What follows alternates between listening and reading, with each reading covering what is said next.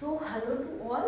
We are going to start to new topic, that is multiplication of two matrices. So हमने algebra start किया था. algebra में देखो for addition of matrices, add अगर दो matrices given है तो उसको ऐड कैसे करेंगे, दो मैट्रिसेस में सब्ट्रैक्शन कैसे करते हैं, और अगर मैट्रिक्स और स्केलर साथ में गिवन है, स्केलर वाला आपका था कि अगर आपको बोला गया है 3a कैलकुलेट कीजिए, a इज अ मैट्रिक्स और 3 इज अ स्केलर, तो आपको कैसे करना है, तो उसका हमने लास्ट वीडियो में ही किया था.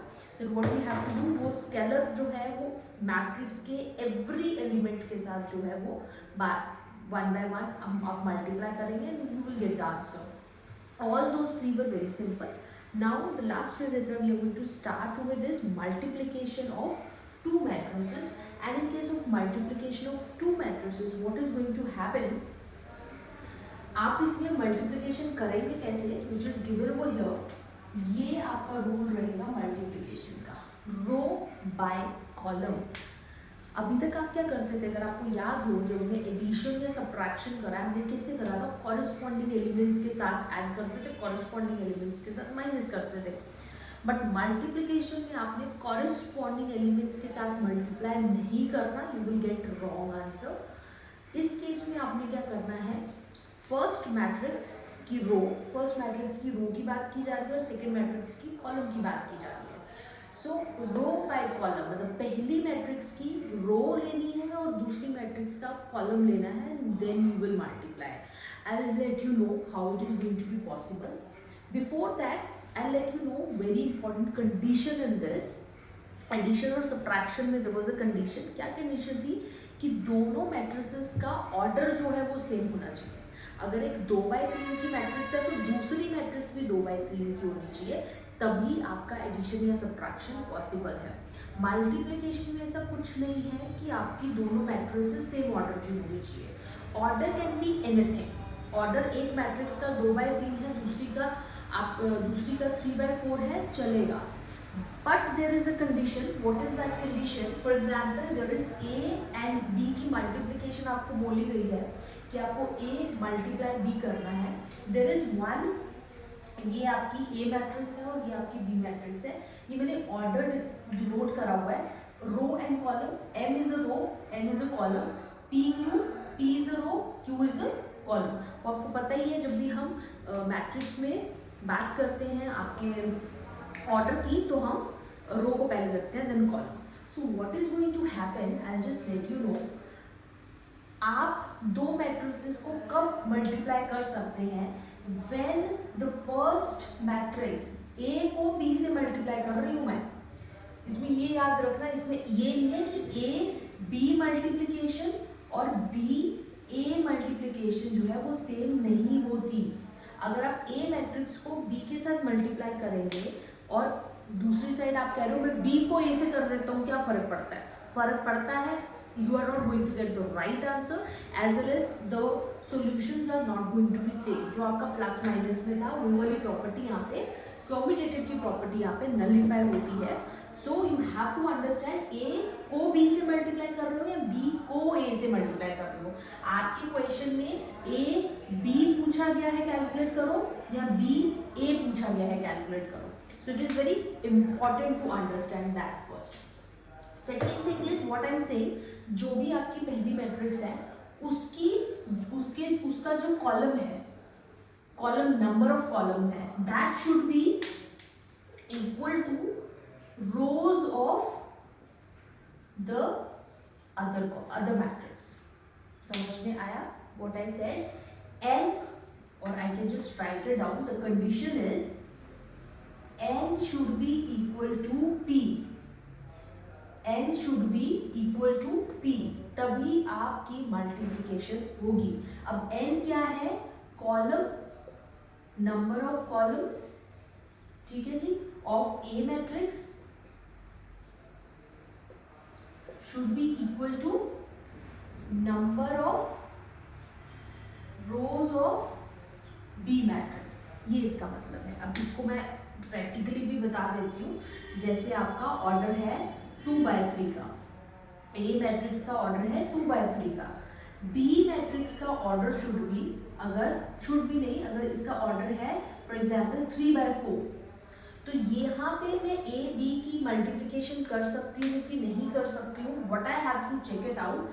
ये इसके कॉलम, ए के कॉलम कितने हैं और बी की रोज कितनी है, दोनों की सेम है, 3 = 3, मतलब मैं ए बी की मल्टीप्लिकेशन कर सकती हूँ। This is what I was trying to say, that n should be equal to p।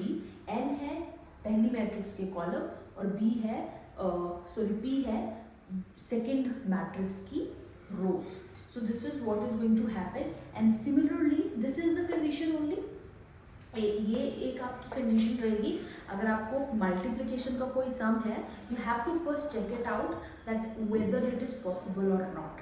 ये मत करना कि पॉसिबल है नहीं और करते रहो, you are not going to get anything out of that. आपकी मल्टीप्लिकेशन होगी ही नहीं, क्योंकि उतने डिजिट ही नहीं आपके पास आएंगे एक दूसरे के साथ मल्टीप्लाई करने के लिए। और जो मल्टीप्लिकेशन का रूल है that is row by column.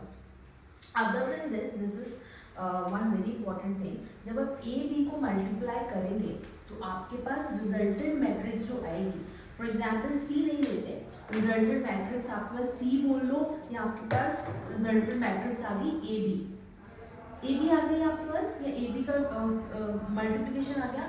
सो उसका जो ऑर्डर है ना, वो आपको सबसे पता चल जाएगा वो क्या ऑर्डर बनने वाला है। हाउ, बिकॉज जो अब यहाँ पे क्या बचा, ये 2 और 4 बचा, जो दोनों का बच गया, इसकी रोज और इसके कॉलम।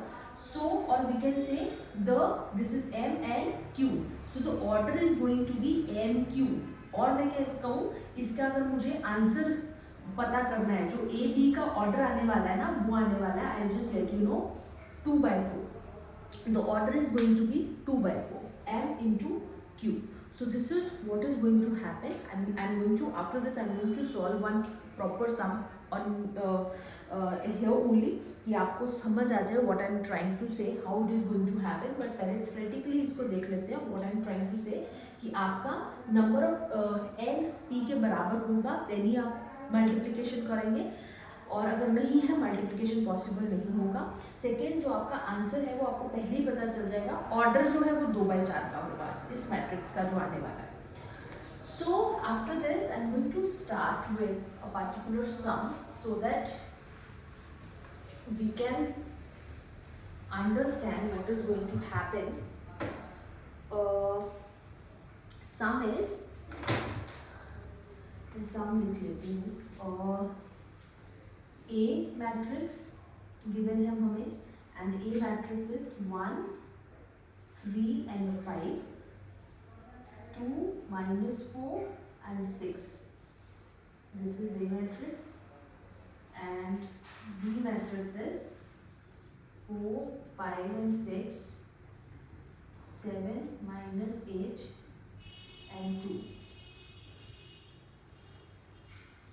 ये मेरे पास सम गिवन है ए मैट्रिक्स एंड बी मैट्रिक्स का, और मुझे बोला क्या गया है ए बी कैलकुलेट करने को।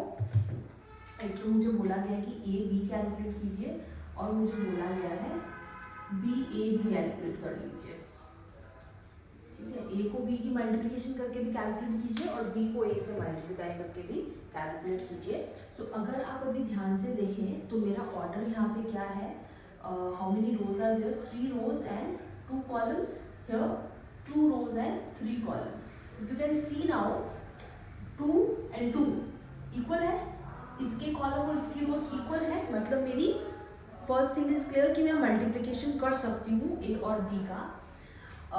सो और ए और बी का तो मल्टीप्लिकेशन हो जाएगा, पहले हम ए और बी का देखते हैं।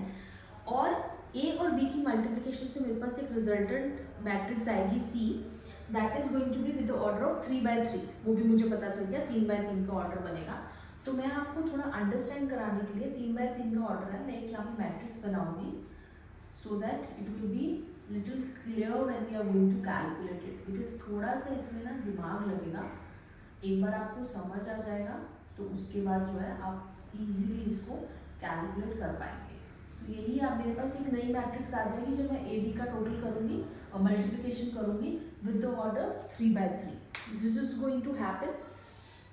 ठीक है, so now what I said, क्या मैंने बोला था आपको कि हमारा जो मल्टीप्लिकेशन होगा, I am going to repeat it, multiplication कैसे होगा, row by column, again repeating row by column, and in that case row by column पहला आपका जो आएगा this is the first row by column, ऐसे। इसीलिए मैंने बोला था एम एन क्यू जो M N Q value N and P equal होने चाहिए, इसकी पहले आपने रो लेनी है, इसका कॉलम लेना है, you will get the answer. और वेरी सिंपल ट्रिक, हमें ये टोटल 9 एलिमेंट्स कैलकुलेट करने हैं, इनके वैल्यूज कैलकुलेट करनी है, that is our agenda now. C11, C12, C13 and so on. So अगर आपको वो चीज़ नहीं समझ आ रही, अगर कंफ्यूज हो जाते हो in future in any case, what you can understand then I just let you know. देखिए सबसे पहले मुझे क्या चाहिए, C11, ठीक है जी, C11 चाहिए, C11 की कैलकुलेशन चाहिए। 1 क्या है रो, 1 क्या है कॉलम, तो वही मैंने यहाँ किया है, first row first column. First row में आपके पास क्या है, 1, मल्टीप्लीकेशन है तो 1 को मल्टीप्लाई करेंगे 4 से, प्लस 2 को मल्टीप्लाई करेंगे 7 से।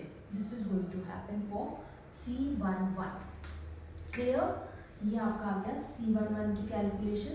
सेकेंड मेरे पास क्या है, C12, ऐसे करते हैं, इसको रेड से लिखते हैं so that it will be differentiated easily. C11 और C12 की calculation now I can do. अब है C12, I am going to calculate C1 के लिए first row and second column, I am going to take first row and second column which is given over here, first row and second column. तो first row तो वही रही मेरे पास 1 into multiply हो गया 5 से, 2 इंटू मल्टीप्लाई हो गया -8 से, ठीक है जी। So this is my C12 already calculated, then C13। अब क्या होगा, सॉरी अब क्या होगा, third column, first row first ही रहने वाली है, कॉलम थर्ड हो जाएगा 2 and 2। This is going to happen for this. तो आप इनका टोटल कर लेंगे, you will get the answer. अगर मैं इनका टोटल यहीं पे करूँ तो ज़्यादा बढ़िया रहेगा। 4 + 14 is going to be 18 and here 5 minus का साइन है तो this is going to be 16, this is going to be 6 and 4, this is 10, this is your 11 minus का। तो ये मेरे वैल्यूज आ गई C11 की, C12 की, C13 की, राइट। सो दिस इज 18 - 11 10, बिल्कुल सही है। नेक्स्ट पार्ट आता है आपका बाकी के कैलकुलेट करना। C21 के लिए again the same thing. Now what we are going to do, we are going to take second row because it said second row and first column. Second row and first column I am going to multiply it. So एक चीज और याद रखना, अभी मेरा first यहाँ पे रो थी तो 1 1 1 2 2 2 सेम रहा। अब मेरी सेकेंड रो एवरी टाइम रहेगी, रो चेंज नहीं होगा, कॉलम चेंज होगा। तो एक shortcut now I am going to use, मैं क्या करने वाली हूँ, ये 2 पे जो भी डिजिट है ना उनको मैं लिखने वाली हूँ, इट्स -4, ठीक है। तो मेरा काम जो है ना थोड़ा जल्दी हो जाएगा उससे। अगर मैं ये थोड़ा शॉर्टकट लगाती हूँ तो +-4, ठीक है जी। फिर आ गया मेरे पास 3 + -4, फिर मेरे पास आ गया 3 +-4।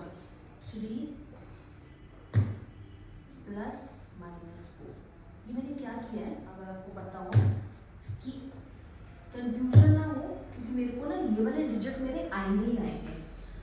मेरे को सिर्फ यहाँ पे कॉलम चेंज होना था, that is going to be 4 multiplication with 7, here also multiplication with 5 multiplication with -8. Now it is simple. I can say 6 and multiplication with 2. ठीक है जी. So this is going to happen for the this. ये मेरा था C22 और ये मेरा था C23. जिसको जो सिंपल लगता है वो वाला ट्राई कर लीजिए. So this is going to be for आपका आ गया 28. माइनस है यहाँ पे आई सपोज. हाँ, -28 and 12 and this is going to be 15 and plus 32. Minus into minus plus and plus plus. This is going to be 18 minus 8. So yeah, मेरा आ गया 10. This is 32 plus 15 is going to be 47 and this is going to be 16. Minus करूँगी. -16, 47 and 10. तो ये दूसरी row भी मेरे पास complete है. Last row I am going to calculate, that is your C31, C32 and C33. ठीक है जी. And that is also with the same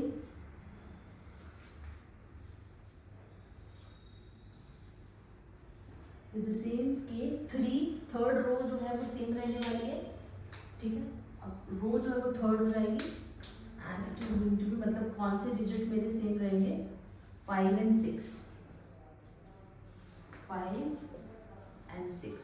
change क्या होगा? सिर्फ ये 4, 7, उसकी दोनों रोज हम उठाएंगे. 5 -8, 6 and 2.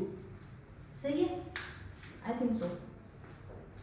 So this is going to be 25, 48,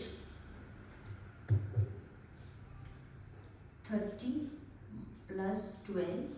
30 plus 12 भी हो गया आपका. And this is 20 plus 42. This is going to be 62. This is going to be your 48 minus this is going to be -23 and this is going to be 42. तो ये मेरे पास आ गए आपके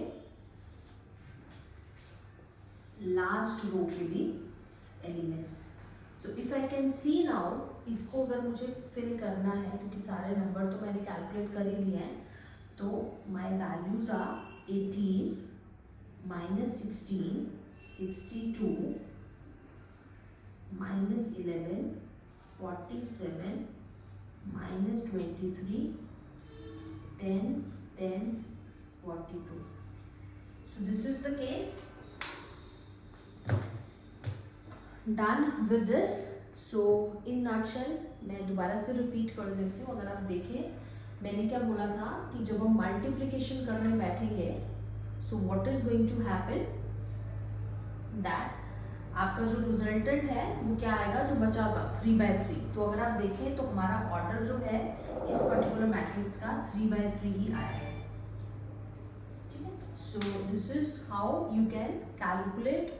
I have done this kind of case proper step से, so that जो बिल्कुल fresher है he or she can understand how exactly one by one we can calculate each and every element. So with this I'm going to end this video over here only. Next topic we will take the properties part. इसका properties रह गया है. properties of multiplication of matrices. We will do that in the next video. Thank you.